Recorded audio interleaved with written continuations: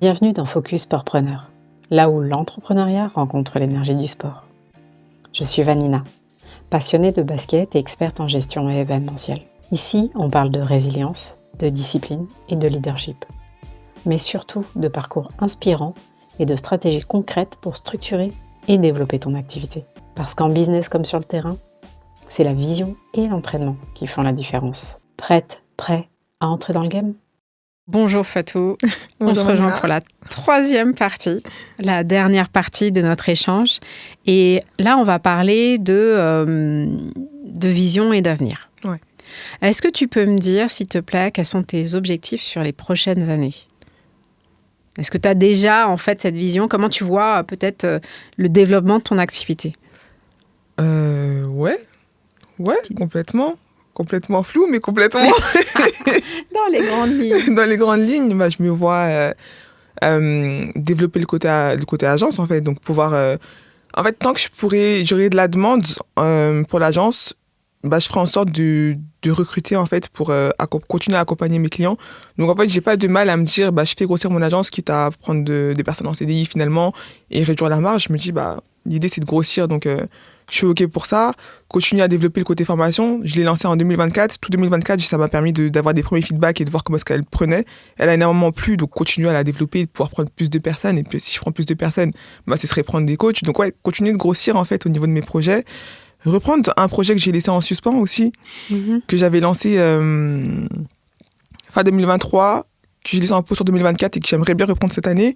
J'avais créé une plateforme en fait de mise en relation entre des créateurs de contenu et des marques aux valeurs communes.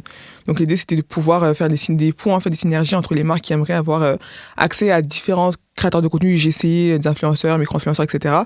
Et donc de leur donner accès en fait à des créateurs de contenu du coup et donner accès aux créateurs de contenu, accès aux marques. Je sais pas si c'est clair ce que je veux dire. C'est en fait faire le pont en fait entre les deux pour que ce soit beaucoup plus simple dans l'échange et dans le choix en fait. Simplement. Ouais. Donc développer cette partie-là. Ouais, c'est ça. Est-ce que tu peux me dire qu'est-ce qui fait que tu l'as mis en stand-by ? Parce que des fois, c'est vrai que tu peux avoir plein de projets, mais à un moment, tu dépriorises. C'est ça. Je ne sais pas si c'était le cas, mais pourquoi tu l'as mis en stand-by ? Complètement, parce que là, c'est un projet où je sors un peu de la cosmétique. Donc, c'est un projet où je sors de la cosmétique, c'est un projet aussi nouveau. Et j'avais pas forcément le temps, au moment où je l'ai lancé, en fait, de gérer tout ce qu'il y avait autour. J'avais pas forcément le temps, j'étais focus sur l'agence et après focus sur la formation. Et en fait, tu comprends que dans une journée, il y a 24 heures et que tu peux pas tout faire, donc il faut prioriser. Donc l'idée, c'était, vas-y, on développe l'agence, on développe la formation. Et quand tout ça, c'est OK, c'est lancé et que j'ai plus de temps, en fait, je reprends ce projet-là auquel je tiens et que j'ai déjà commencé, j'ai déjà créé la plateforme et tout, tu vois. Donc l'idée, c'est maintenant de communiquer autour, en fait, parce que c'est aussi du temps. C'est un nouveau projet, donc il faut le faire bien. Et comme du coup, tu es aussi dans la communication, c'est ça. Tu veux bien faire ça et prendre le temps de le faire. Je comprends totalement.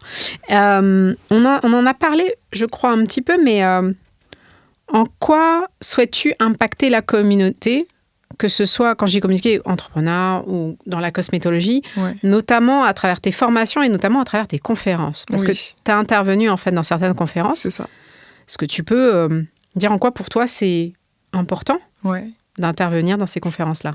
C'est ultra important en fait parce que déjà le secteur de la cosmétique, c'est un secteur en pleine expansion. On a tendance à se dire non mais il y a trop de marques, c'est saturé, etc. Pas du tout. Le marché, il est très vaste, en fait, et il y a énormément de porteurs de projets dans ce secteur-là. Et comme je te l'ai dit tout à l'heure, qui viennent de milieux qui ne sont pas du tout de la cosmétique. Et du coup, tu as plein d'événements autour de la cosmétique, que ce soit des salons, des conférences, etc., que ce soit en France ou en Belgique, où j'ai pu intervenir, en fait, qui organisent ces événements-là pour apporter de la valeur à ces personnes-là, que ce soit en interrogeant des laboratoires, des fournisseurs, etc. Et moi, j'ai intervenu sur le côté... lancement, stratégie de lancement en fait, pour donner des tips et parler de l'importance de bien réfléchir à la stratégie qu'on veut mettre en place lorsqu'on veut se lancer, parce que c'est ta stratégie qui va faire que tu vas faire des ventes. Et comme j'ai l'habitude de dire, tu peux avoir le meilleur produit du monde, sans stratégie tu vas galérer à faire des ventes, et à l'inverse tu peux avoir le pire produit du monde, avec une bonne stratégie tu vas faire des ventes. Tu vas peut-être pas fidéliser tes clients, il n'y aura peut-être pas de réachat, mais tu vas faire des premières ventes en tout cas. On en a vu certains qui communiquent énormément, sauf qu'en fait il y a rien pas grand-chose derrière. C'est ça, tu vois. D'accord, ok. Tu as fait des conférences, tu en as fait en Belgique, c'est vrai qu'on n'en a pas parlé, parce que du coup, comment tu es arrivé justement à faire des conférences en Belgique ? Il y avait une conférence en Belgique. Et après, moi aussi, j'ai pas peur d'aller demander aux gens, d'aller échanger avec les gens directement, tu vois. Donc, il y avait un événement en Belgique. J'ai trouvé super intéressant. J'ai parlé avec la fondatrice. Elle m'a proposé une conférence et j'ai dit, OK, c'est parti. Voilà. Ah, parce que peut-être elle a identifié ton expertise aussi. Oui, aussi d'où l'importance de se créer un existant, du coup. Exactement, ouais. Et de maîtriser son sujet lorsqu'on parle, en fait, pour ce genre d'événement. C'est qu'elle m'a quand même posé des questions, voir si j'étais en mesure d'apporter la valeur qu'elle voulait pour son événement. Ça a été le cas lors de notre premier échange. Du coup, c'était un gagnant-gagnant pour toutes les deux. Tu vois, le fait tu parlais d'existant, c'est-à-dire avoir un site internet, être présent sur les réseaux sociaux, communiquer, l'alimenter. C'est tout bête, mais c'est vrai que certains, le réflexe, c'est pas d'aller sur Instagram, en fait. Rechercher, c'est peut-être juste Google. Exactement. Et si t'as pas de page web à minima, tu cherches pas, en fait. Tu cherches pas, Après, ça dépend, je pense, aussi de ta typologie de clients et de savoir où ils sont. Mais le site internet, c'est la base aujourd'hui. Pour moi, c'est la base. Il y en a qui te diront non, que c'est pas la priorité, etc. Mais moi, le site internet, pour moi, c'est important. Après, tu as plein d'outils qui te permettent de créer des sites rapides en mode landing page, tu vois. Mais l'idée, c'est quand même d'avoir un existant sur le web au-delà des réseaux sociaux. Demain, Instagram, je sais pas, il y a un problème mondial et que tu perds Instagram, en fait, tu peux dire, il y a Instagram, tu vois. Demain, ton site, il a un bug. Pour moi, c'est important d'être multicanal, en fait. Ton site, il a un bug, il disparaît, t'as plus de site. On peut parler de TikTok vite fait, mais on parle d'Instagram depuis tout à l'heure, mais ceux qui sont présents sur TikTok, à un moment, TikTok, en tout cas aux États-Unis, il était, interdit. Au chômage. Donc, voilà, c'est multicanal, multicommunication, que peut-être un peu de vidéo, un peu d'articles, un peu c'est beaucoup y a plein de choses, d'énergie, mais c'est sur la longue que ça finit par payer. Tu te rends compte que en fait, c'est marrant parce que ton podcast, il me permet en fait de faire une introspection. C'est trop vieux. Introspectoire. Mais parce que c'est marrant parce que le secteur de la cosmétique, c'est petit. C'est petit et quand je me retrouve à faire des interventions, je me dis, mais à quel moment, toi, petite Fatou qui a démarré dans ta chambre, tu t'es dit qu'un jour, tu ferais des conférences avec ton micro devant des gens et tout, et tu marches sur la scène comme si tu avais fait ça toute ta vie. C'est dingue, en fait. Mais tu vois, tu parlais de l'existant, parce que du coup, comment j'ai su, du coup, que t'étais à ton compte, déjà, c'est ton Instagram. Oui. Sans aller sur Internet. Et sur Instagram, j'ai vu effectivement une vidéo où tu montrais que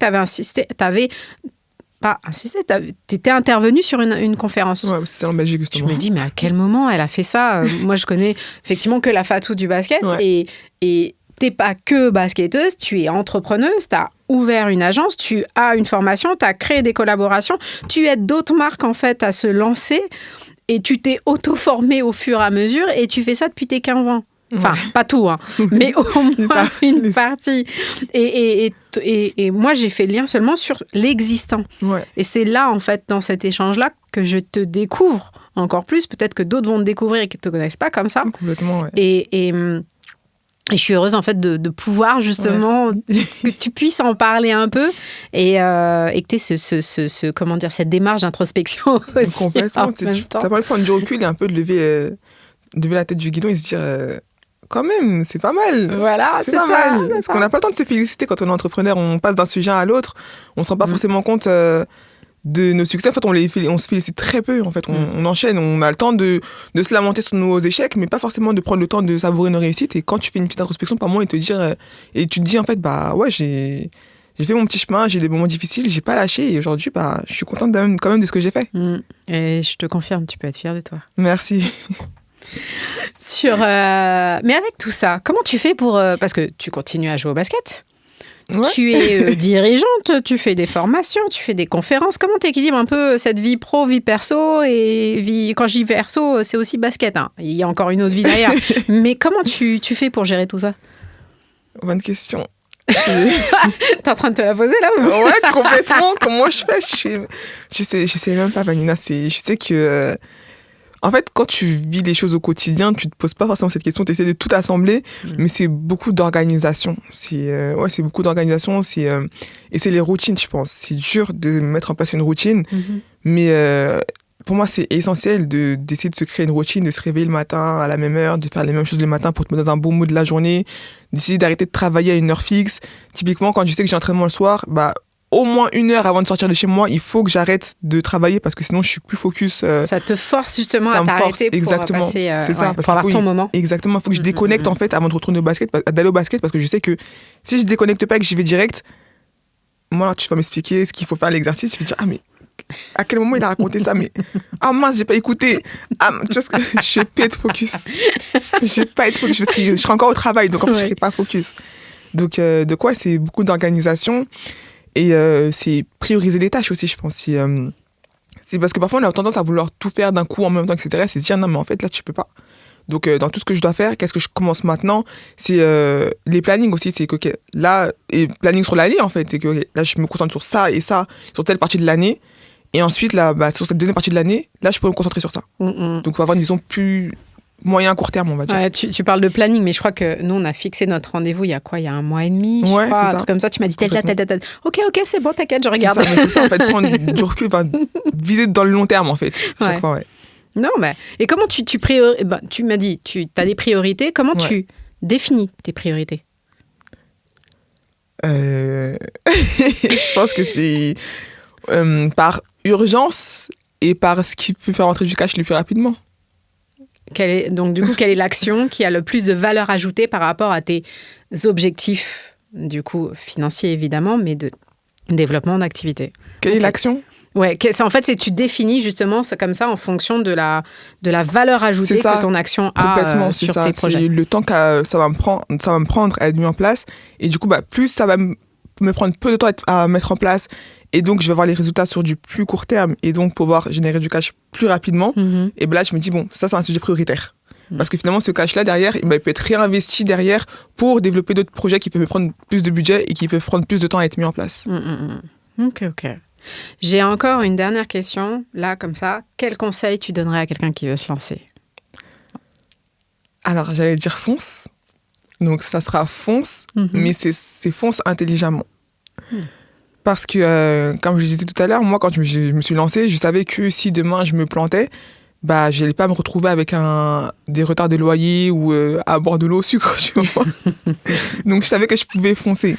Maintenant, c'est foncer intelligemment dans le sens où prendre quand même en compte tous les paramètres qu'on a autour de nous, si on a des enfants, si on a des crédits ou autres, mais toujours quand même de se lancer et de ne pas rêver son projet, de commencer à se dire, OK, moi j'ai envie de faire ça, quelle est la première action que je peux faire ? Donc, faire des recherches, s'organiser en fonction de tout ce qu'on a déjà à faire au quotidien, si c'est 1 heure, 2 heures le soir, les week-ends, mais au moins commencer par quelque chose, en fait. Ok, donc foncer intelligemment. J'aime bien. Alors, quelques questions, tu me réponds sans trop réfléchir. Ok. Un mot pour décrire ton parcours. Sans trop réfléchir. Atypique. Ok. Quel est l'outil indispensable dans ton quotidien d'entrepreneur ? Notion. Hey Quelle est la meilleure décision que tu as prise récemment ?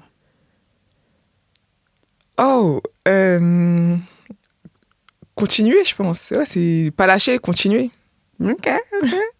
Quel a été le plus gros défi que tu as surmonté dans les derniers, j'allais dire cette année, mais on est en 2025, peut-être que tu en as ?